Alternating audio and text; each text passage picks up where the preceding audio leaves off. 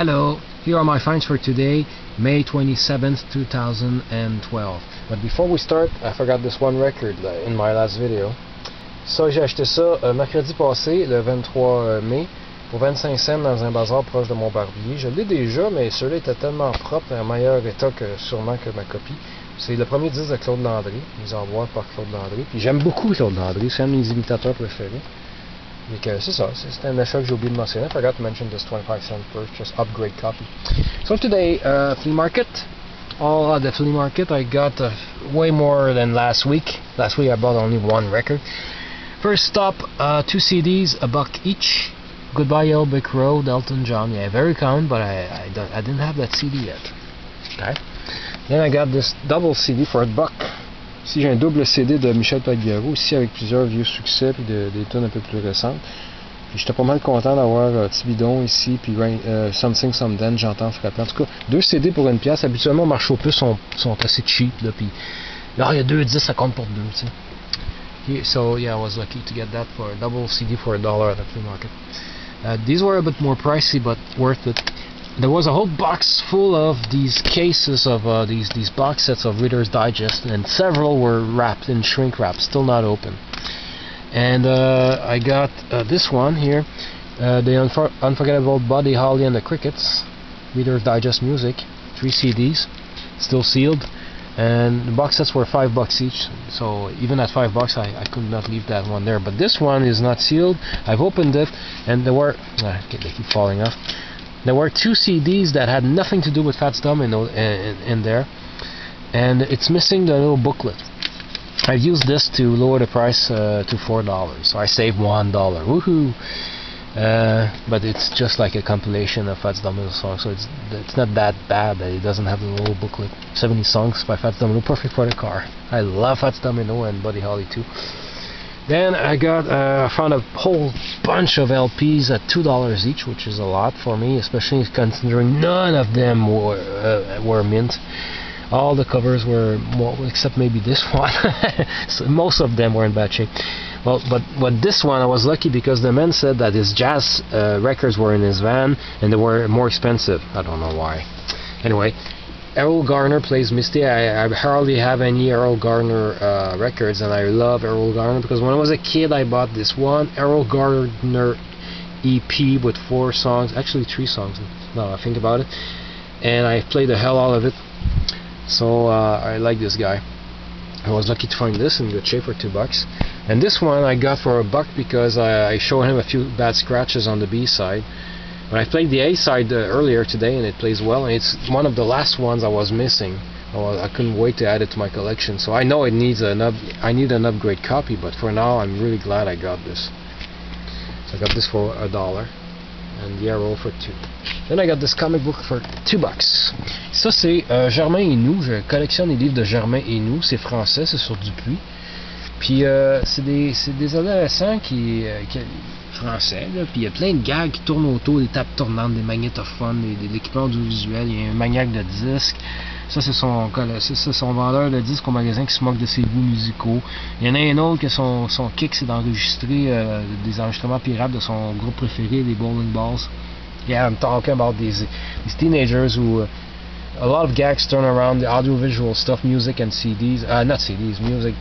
And so I used to read this at my high school, and I love them. I collect them. I know I have this one, and this one. I'm not sure about that one. I'm missing these, so I was glad to. So it was $3, and I managed to negotiate it down to $2.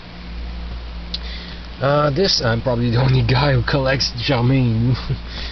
Not quite obscure. CDs 50 cents each, so I got CC Peniston with Final Lee on it. 50 cents is the right price for this kind of music. This I took a chance. It's Men Without Hats. We all know Men Without Hats for the Safety Dance and Pop Goes the World, so I was curious to hear this one. Unfortunately it has a sticker in the back and on the booklet, but 50 cents, you know, who cares. I've been told it's bad, but I'll listen to it later and judge for myself. Then I got this for $2. Frédéric Simon had a big hit in 1976 in France and Canada, I don't know about other countries, called Ramaya. And I have the first album with Ramaya on it. And so this is his second album, and he was a one-hit wonder, so that didn't sell much. Actually, I'm surprised it doesn't have a hole in the corner anywhere. And I don't see that one too often. I've listened to, it's very kitschy, I love it. And I've played the first side earlier today, I love it, so it's in great shape. I was glad to pay $2 for that. This I bought as a gag. I used to have this double album as a kid, C'est le fun au bout, a compilation of 28 stupid songs. Think of K-Tel's compilations of Looney Tunes, Cookie, I forgot, Dumb Ditties, that kind of stuff, but all in French-Canadian stuff, and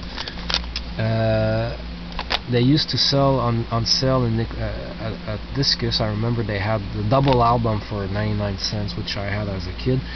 And I know somebody who told me they had the 8-track when she was a kid, so I can't wait to show it to her as a gag. And I know I'm not ruining anything, she doesn't watch my videos, so it was $1. And then I got another table and a whole bunch of disco records. And I took my time to really try new things I did not know, and I got these 9 records for $9, $1 each. And I was lucky because yesterday they were $2 each, and today, well, it was the second day, probably you decided to lower the price, so I was really lucky. So I got the 12-inch of the Gap Band, You Drop a Bomb on Me. It's a 13-minute version, wow. Then I got the Martin Disco Circus, Shine Baby Shine, French disco, pretty rare. And I have a 45 taken from this album, but I never bought the album. No, I do.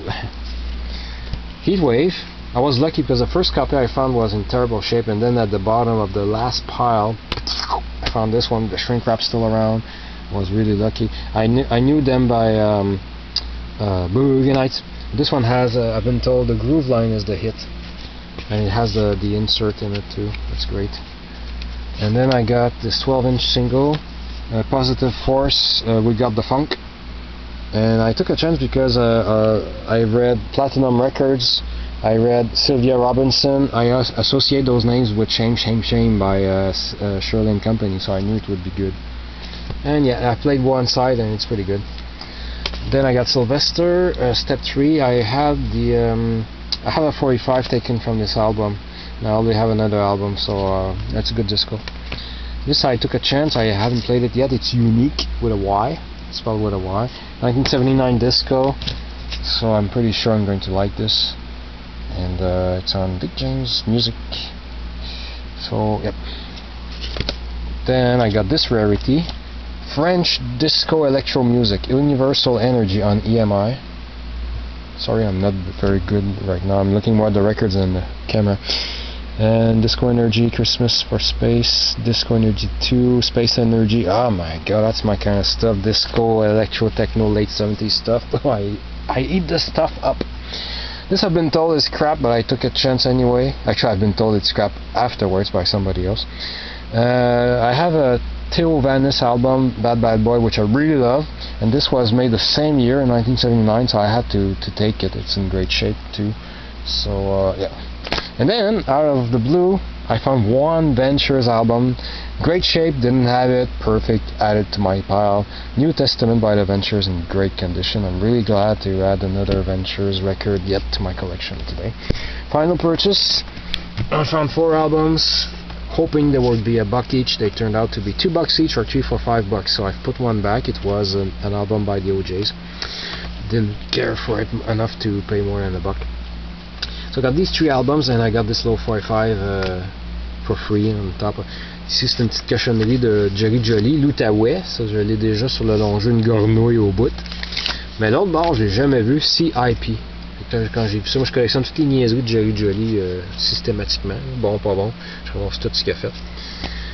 Puis là, les 3 longs jeux, ici we have The Greatest of the Guess Who, which I know I have on CD but not on album.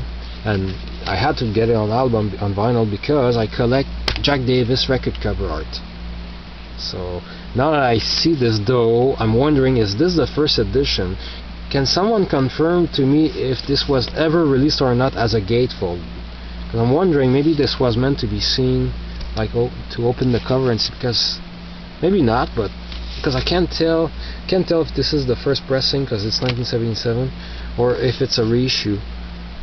That seems to be CPL1. That's probably the original, because a reissue would start with an A. I think usually the code starts with an A when it's a Best Buy reissue kind of crap. So that might be. Well, if somebody knows for sure if it has or not a gatefold version, please let me know. Then I found this. I was so happy. Change is disco, electro pop. I really love this. I had two, not one, two 45s taken from this album, and it only has 6 songs. 45s I bought in the mid 80s for 25 cents each, and they're really good, especially the end. It's a great techno, electro techno instrumental. Very gloomy but really beautiful techno song. Lover's Holiday is a great disco song too. And I promised myself if I ever found the album I would pick it up, and I did. Really glad. The cover is not in great shape, but the vinyl is in perfect shape. And then I found their next album, the same box, Changes, Miracles. The artwork by the same artist, Porto. So I was glad to get these 3 for $5. And that's it. And I met a great guy. His name is Yannick.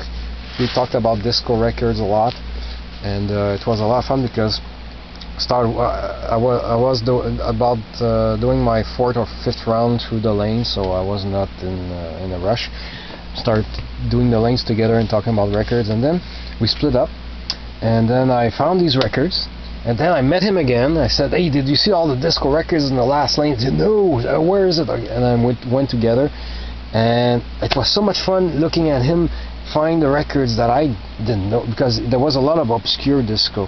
And he's into disco a lot, and he picked up 37 records. So he was very grateful that, because he was about to leave, and he probably would have missed that table. So I was really happy for him that he found these 37 records. He even educated me a little bit, like, oh, this band is by this guy, and this is a pseudonym for this other guy. Oh, I didn't know that. It was a lot of fun.